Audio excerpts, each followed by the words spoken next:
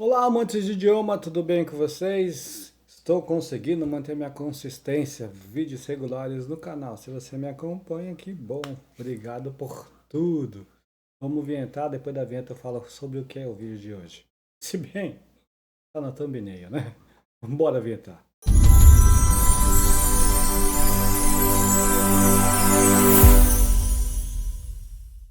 Seja muito bem-vindo, amantes de idiomas. Para quem não me conhece, meu nome é Felipe Kawakami. Eu ganho a vida dando aulas de japonês pela internet.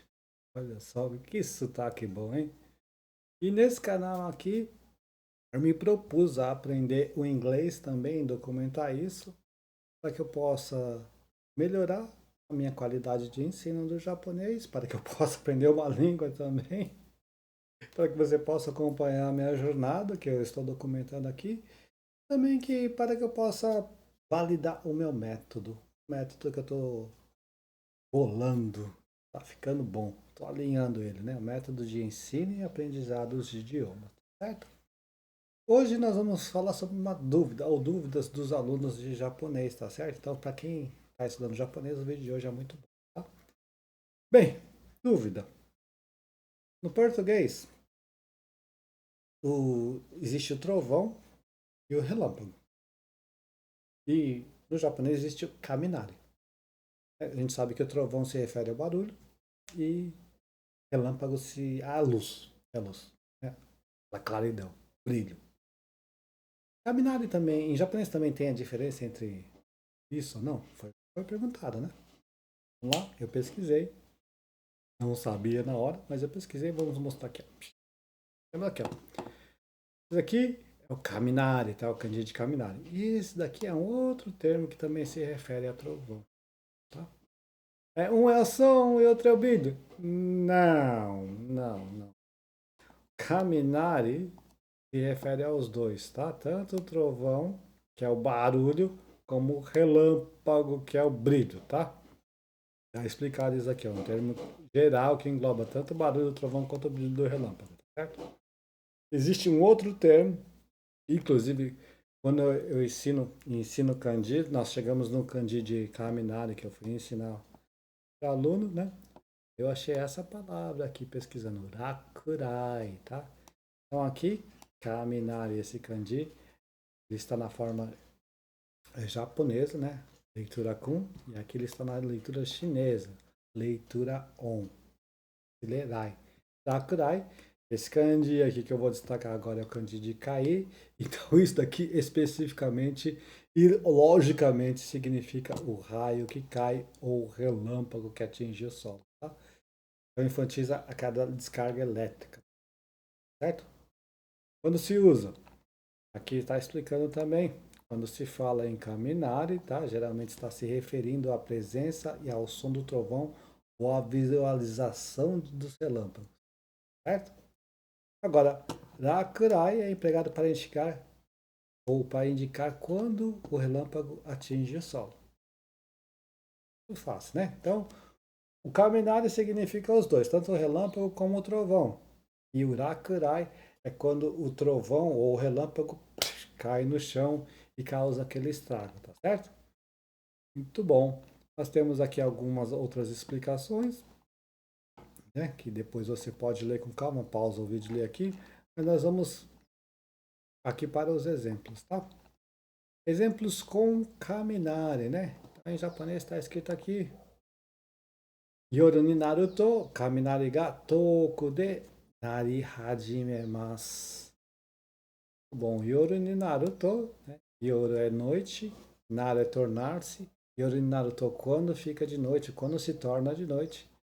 Kaminari, kaminari, trovão. Essa partícula H está aqui porque o kaminari é o sujeito dessa frase, dessa segunda parte da frase, né?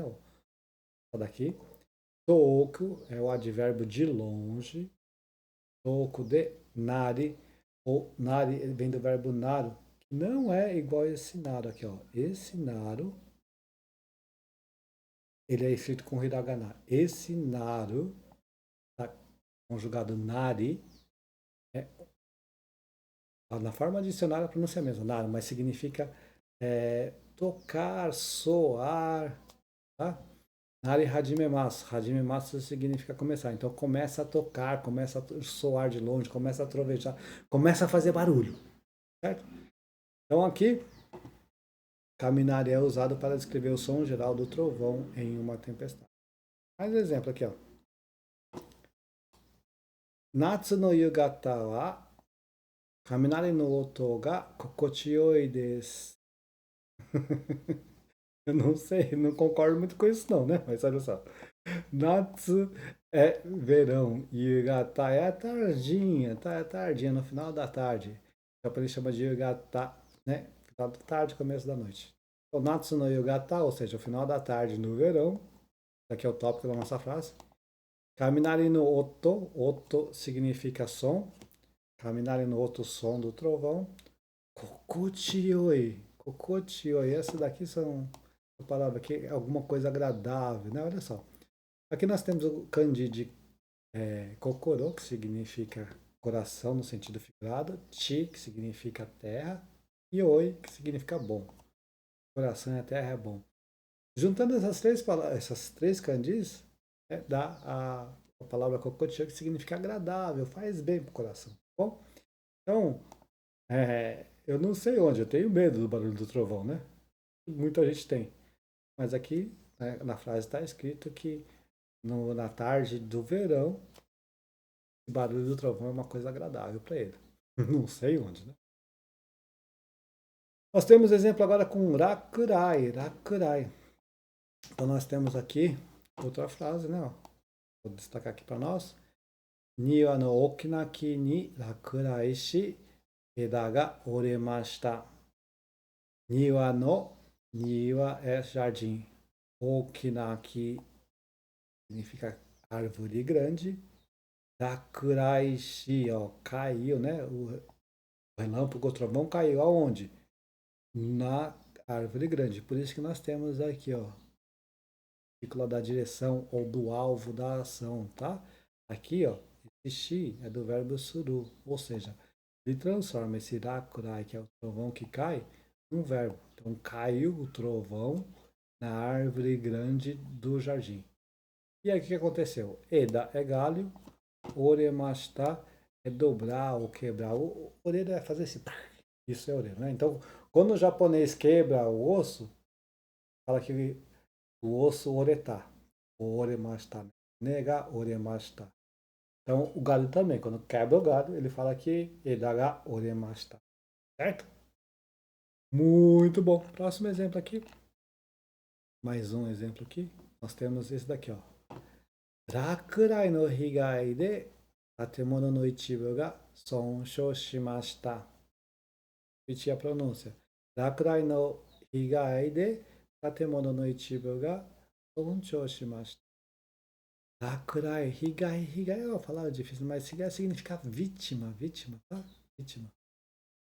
Tatemono, edifício, ichibu, uma parte do edifício, uma parte, ichibu, né? Sonsho, foi danificado, sofreu prejuízo, né? Então, Rakurai no higai de, devido, Rakurai é o raio que caiu, né? Vítima ou estrago, a gente pode dizer por assim dizer, né? Não, higaisha que é vítima. Higaisha que é vítima, que é a pessoa que sofre o estrago do fenômeno natural, tá? Só higai é o estrago em si, tá certo?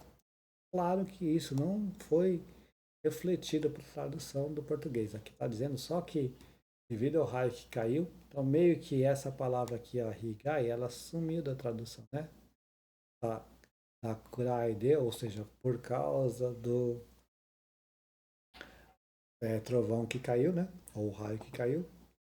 Tatemono no Ichibu, uma parte do edifício, Sonchou shimashita, foi danificada, foi estragada. Tá certo? E aqui nós temos uma última frase que tem os dois, tá? Olha só. Kaminari ga natteiru ga sawai ni mo rakurai wa arimasen deshita. Kaminari ga natteiru ga sawai ni mo rakurai wa arimasen deshita. Ou seja, kaminari ga natteiru, né? Então aqui o verbo naru, que é de tocar, de fazer barulho, tá no gerúndio, no presente absoluto, é uma coisa que está acontecendo no momento. Ou seja, embora esse trovão esteja soando, esteja fazendo barulho, Sawai ni mo, né? Sawai ni significa felizmente. Rakurai, trovão que caiu, que atingiu o chão, arimasen deshita, não teve. Ou seja, na mesma frase nós usamos as duas palavras, né? Olha só. Kaminari, que é o fenômeno, e Rakurai, que é quando ele bate no chão e causa danos, certo? Então essa é a diferença, tá? Enquanto no português, trovão e relâmpago, trovão se refere ao barulho e relâmpago se refere ao brilho, em japonês, Kaminari se refere aos dois, tá? E tem um outro termo que é Rakurai, que significa quando o relâmpago bate no chão e causa algum dano. Aí se usa Rakurai, tá certo? Isso daqui está explicado aqui nesse resumo dos pontos principais da diferença dessas duas palavras. Tenho mais uma dúvida. Vamos lá. Tenho mais uma dúvida aqui guardada para nós. Que é a dúvida essa aqui já é um nível mais iniciante, tá? Existem palavras, e essas duas são essas duas palavras, tá? Tokoro e basho. Elas significam lugar, local. Numa tradução assim mais efetiva, não. Mais básica, por assim dizer. Só que elas têm diferença. E você pode ver bem que, ó, esse kanji e esse kanji são os mesmos, né? Tá? Ele aqui está sozinho, ele lê Tokoro. Aqui ele está junto com um outro kanji. Ele se lê Basho. Então aqui a leitura japonesa, né? Leitura com Tokoro. E aqui é a leitura chinesa Sho. Tá? Os dois significam local. Qual que é a diferença do Tokoro para o Basho? Tá? O significado é lugar ou local, mas ela tem uma conotação mais ampla e abstrata. Ela pode se referir ao lugar físico, à localização física, mas também é usado de maneira informal ou de maneira figurada com esses aspectos aqui, ó, com esse significado. Um momento, uma situação, um aspecto. Quando eu estava saindo de casa, né? No momento que eu estava saindo de casa, né? E odeiro tokoro. Então, quando eu estava saindo de casa, no momento que eu estava saindo de casa, sei lá, caiu o trovão. Hakurai shimashita. E odeiro tokoro. Hakurai shimashita. Certo? Agora, baixou é o local na maneira mais concreta. Aí sim é um ponto físico, um espaço físico, tá certo? Então, nós entendemos, e aqui está explicando de uma maneira mais assertiva e mais detalhada, que Tokoro pode ser tanto concreto como abstrato, mas Basho é mais concreto mesmo, se refere ao local específico, tá bom? Vamos ver a aplicação disso em frases, né? Olha só. Isso aqui também já acabei disso, né? Bom, isso daqui é interessante, né? Isso aqui é interessante. Isso aqui, inclusive, faz parte do método, tá? Faz parte do método. Não sei se já acontece com vocês, eu já falei isso no outro vídeo, mas às vezes a gente tem dificuldade de explicar alguma coisa, você sabe para você, mas não consegue explicar. Aí você começa a explicação como assim, com essa expressão. Por exemplo, aí você dá o exemplo, aí outra pessoa entende. E até você mesmo entende. Você não consegue explicar o conceito, mas consegue dar um exemplo da aplicação disso. Isso é ilustração ou analogia, tá? Então aqui nós temos uma analogia para explicar a diferença dos dois. Eu vou ler na íntegra. Imagine que você está descrevendo a cidade onde mora. Usar Basho seria como apontar para áreas específicas dessa cidade, como parque, estação, escola, enquanto Tokoro pode ser usado para falar sobre o melhor lugar para relaxar, o ponto onde a vida acontece, não necessariamente em espaço fixo, mas a ideia de ambiente e atmosfera, tá? Então, Basho é bem concreto, aquele lugar físico, né? O parque, a estação, a escola. Agora, o Tokoro pode ser mais amplo e, inclusive, abstrato. Entendido isso, vamos ver isso na prática em exemplos. Olha só, primeira frase. Koko wa itokoro da ne. Koko é aqui. Itokoro, bom lugar, né? Então, aqui é um bom lugar. Mas, tanto se referindo àquele lugar específico, mas está dizendo que aquele lugar é bom, a atmosfera daquele lugar. Por isso, Tokoro. Mais um exemplo aqui. Anata no suki na tokoro wa doko desu ka? Anata no suki na tokoro wa doko desu ka? Ou seja, anata é você, anata no seu, não tem pronome possessivo no japonês, eles usam essa partícula no para dar ideia de posse. Suki significa gostar, né? Suki na tokoro, um lugar que você gosta. Doko desu ka? Doko é onde, desu ka é a pergunta. Então, aonde que é o lugar que você, né? O lugar ou o aspecto, tá vendo? O aspecto. Como assim? Vamos supor que você esteja falando sobre um computador. Um computador está aqui na minha frente, né? Eu tenho um Mac. Você gosta do Mac? Sim. Qual o lugar do Mac? Qual coisa do Mac? Qual o aspecto do Mac você gosta?